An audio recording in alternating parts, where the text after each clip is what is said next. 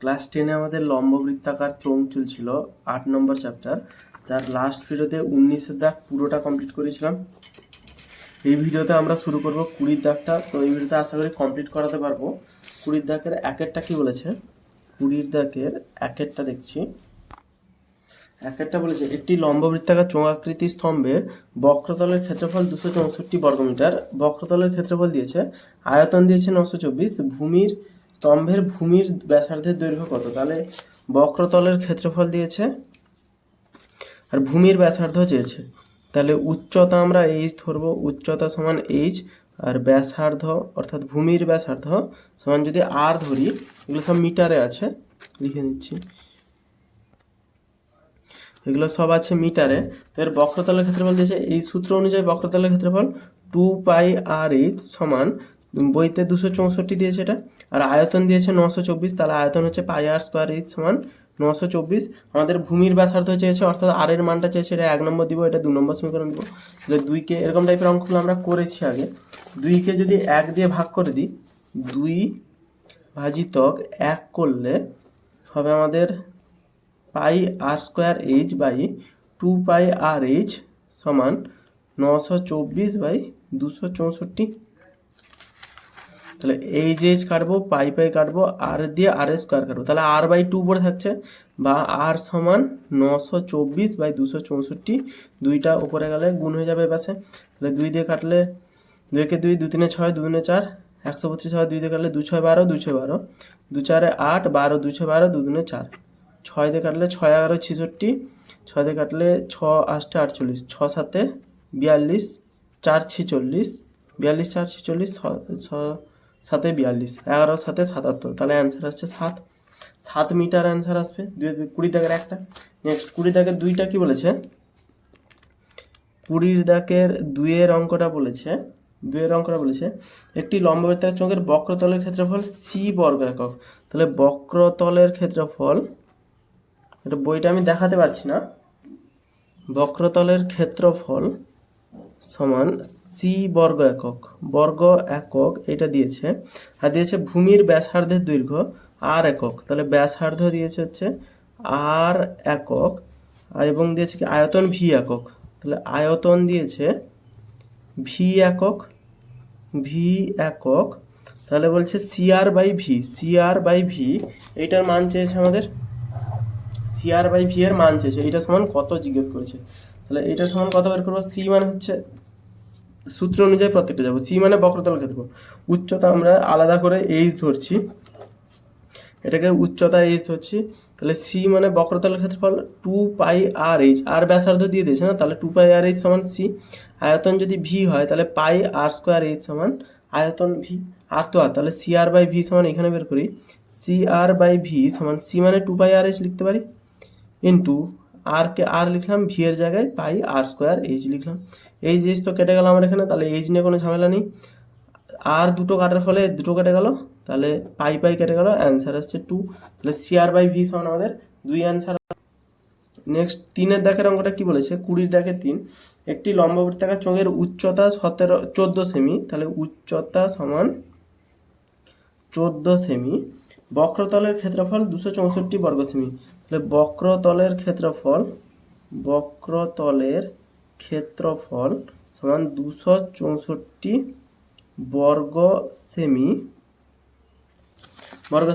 হলে চোঙটির আয়তন কত হবে? তাহলে এর আয়তন চেয়েছে, আয়তনের জন্য সূত্রটা কি ছিল? πr²h, তো এইচ তো আমরা জানি, এখানে আর বের করতে হবে। তাহলে বক্রতলের ক্ষেত্রফলের সূত্র বের করব, উচ্চতা ব্যাসার্ধ সমান, যদি আর হয়, আর সেন্টিমিটার হয়, তাহলে 2πr/h সমান 264 লিখতে পারি, যেহেতু বক্রতলের ক্ষেত্রফল 2πr/h, তাহলে আর সমান হবে 264/2πh, সবকটা বেশি আসবে, সমান 264/2 ইন্টু 7/22, যেহেতু পাই আছে উল্টে যাবে, উচ্চতা 1/14, 7 একে 7, 7 দুনে 14, 2 দিয়ে কাটলে 2 একে 2, 2 3 6, 2 2 4, 2 6 12, 22 3 66, তাহলে আর সমান আসছে 3। তাহলে আয়তন হবে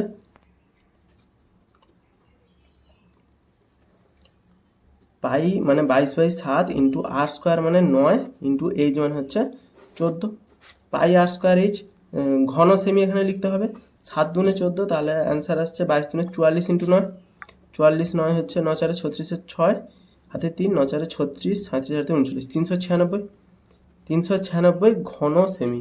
পাই আর স্কোয়ার এইচের মান বসিয়েছি, আর এর মান এখান থেকে আর এর মান বের করেছি, পাই আর স্কোয়ার এইচ মান বসিয়েছি। 20 দাগে 3টা হলো। নেক্সট 20 দাগে 4-এর অঙ্কটা, এই সময়গুলো খুব সহজ হয়। 20 দাগের 4-এর অঙ্কটা কি বলেছে, দুটি লম্ববৃত্তাকার চোঙের অনুপাত দিয়েছে 1:2, তাহলে চোঙের উচ্চতার অনুপাত, তাহলে দুটি চোঙের উচ্চতার অনুপাত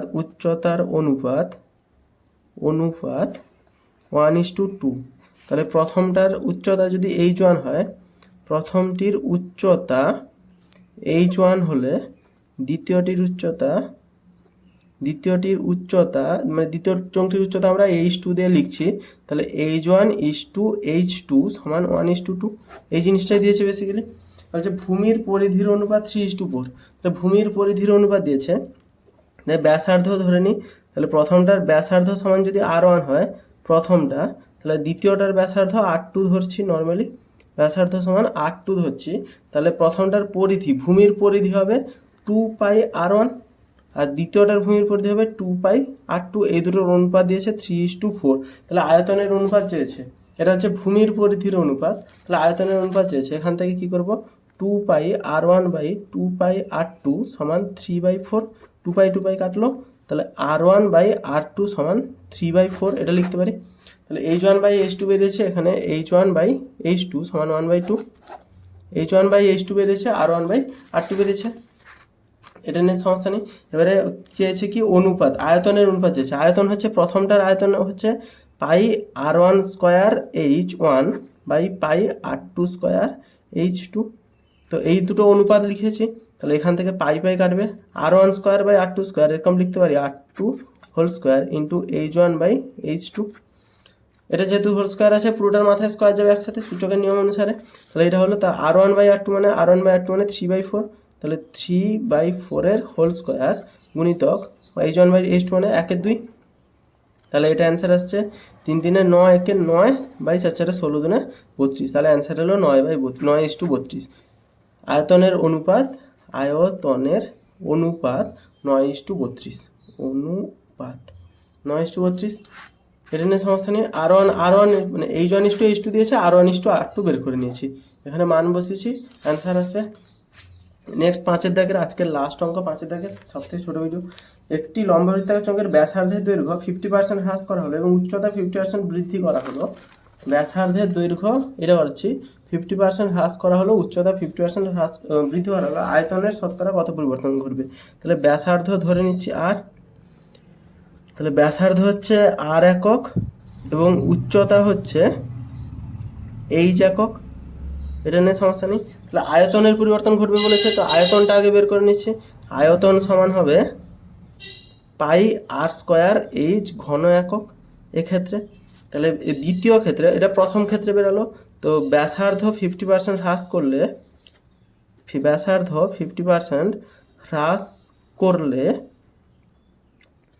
ব্যাসার্ধ হবে কত আমাদের, ব্যাসার্ধ হবে যেটা পুরনো ছিল আর, যেহেতু হ্রাস করছে মানে কমছে, তারই 50% করবো মানে r এর 50/100 একক, কাটাকাটি করলে 1/2, তাহলে r-r/2 সমান হচ্ছে r/2, এটা বিয়োগ করলে 2r - r/2 একক হচ্ছে ব্যাসার্ধ।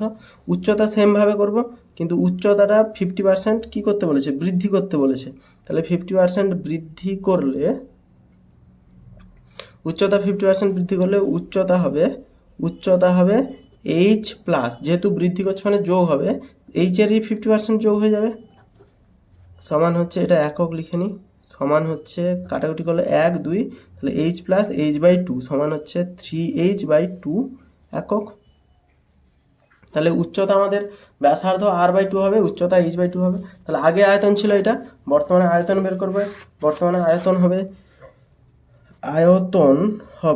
πr² মানে r/2 এর হোল স্কোয়ার ইন্টু 3h/2 ঘন একক সমান πr²/4 ইন্টু 3h/2, তাহলে সব কটাকে যদি এপাশে আনি 3 আর 4 2 8, তাহলে 3/8টাকে যদি এপাশে আনি পড়ে থাকছে πr²h, তাহলে পাই আর স্কোয়ার এইচ। তাহলে আগে ছিল পাই আর স্কোয়ার এইচ, এখন 3/8 পাই আর স্কোয়ার এইচ। তো এইটা আমাদের কত গুণ হলো? 3-এর 8 গুণ হবে, কিন্তু এখানে কত গুণ চাইনি, এখানে হচ্ছে শতকরা কত পরিবর্তন হবে। তাহলে আগে শতকরা কত পরিবর্তন হবে চেয়েছে। তো আগে ছিল পাই আর স্কোয়ার এইচ, তাহলে পূর্বে ছিল পাই আর স্কোয়ার এইচ পূর্বে, আর এটা পরে যদি লিখি ওই কিংডম লাগাবো 3/8 পাই আর স্কোয়ার এইচ। তাহলে শতকরা চেয়েছে মানে 100তে কত হবে বের করব। তাহলে শর্ত এটা কি বলে এটাকে, এইটা ইস টু এইটা সমানুপাত এইটা ইস টু এইটা, 3/8 পাই আর স্কোয়ার এইচ ইস টু জিজ্ঞাসা চিহ্ন সমানুপাত পাই আর স্কোয়ার এইচ ইস টু 100। তাহলে জিজ্ঞাসা চিহ্ন 3/8 পাই আর স্কোয়ার এইচ বাই জিজ্ঞাসা চিহ্ন সমান পাই আর স্কোয়ার এইচ বাই 100। তাহলে জিজ্ঞাসা চিহ্ন সমান মানে পরে যেটা হয়েছে সেটাকে আমরা জিজ্ঞাসা চিহ্নতে চালিয়ে দিচ্ছি, পাই আর স্কোয়ার এইচ 3/8 গুণিতক পাই আর স্কোয়ার এইচ গুণিতক 100। তাহলে পুরো পাই আর স্কোয়ার এইচ পুরোটা কেটে দিলাম, তাহলে 3/8 গুণিতক 100। তাহলে 3/8 গুণিতক 100, 4 দুনে 8, 4 25-এ 100, 25 3-এ 75/2। তাহলে আগে যদি পাই আর স্কোয়ার এইচ ছিল, এখন এইটা হয়েছে, তাহলে বর্তমানে 100 থেকে 75/2 হয়েছে। তাহলে কতটা কমেছে? শতকরা হচ্ছে শতকরা কমেছে, শতকরা হ্রাস